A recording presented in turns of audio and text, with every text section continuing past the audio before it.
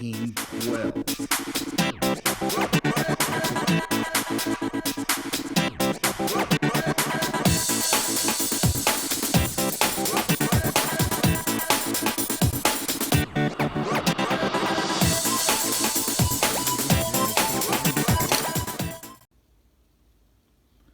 guys, welcome back to the channel. Something's a little bit different today. This time, instead of hunting nickels, I wanted to show you a few things that I recently got.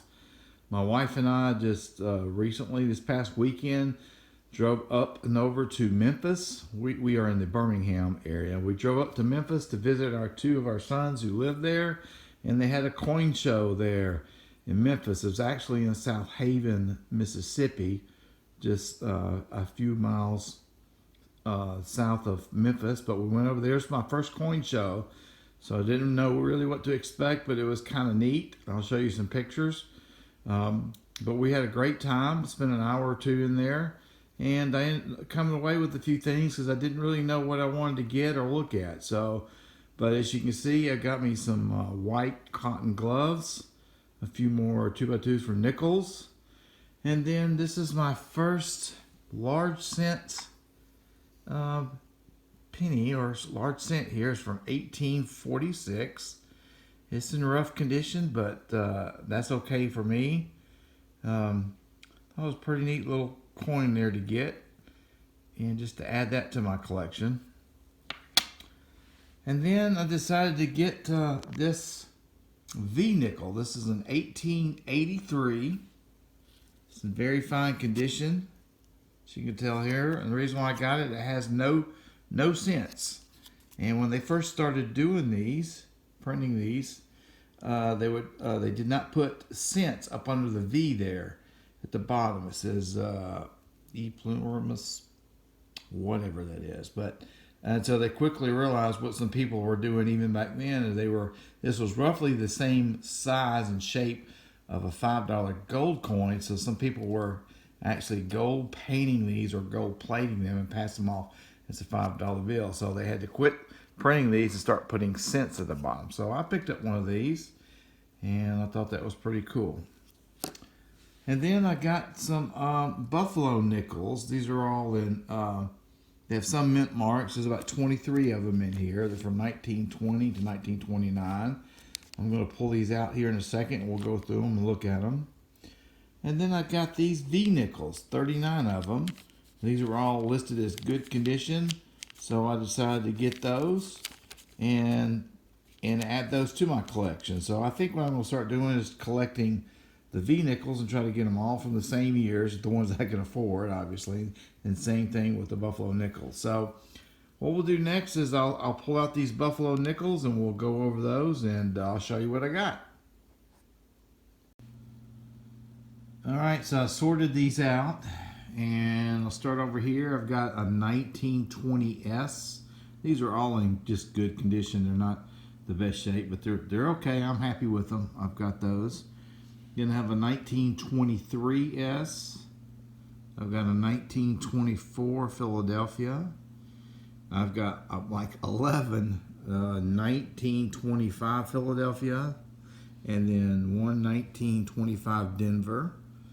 I only have two Denver in this whole group.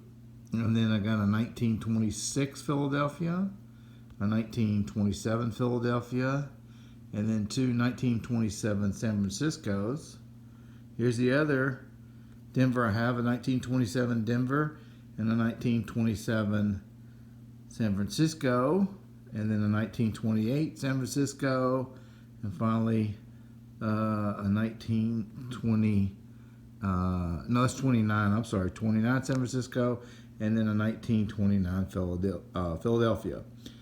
So I'm kind of pleased with that. I think I only paid roughly around $9 for this group, and I think that was fine. You know, again, just collecting, just starting out collecting, so I'll probably put these in 2x2s and add them to my collection. So what we'll do next is now I'll go over to V nickels and we'll see what we got there. Alright, so I just poured these out of the bag. I think it's just so cool to be able to see all of these V nickels all at once.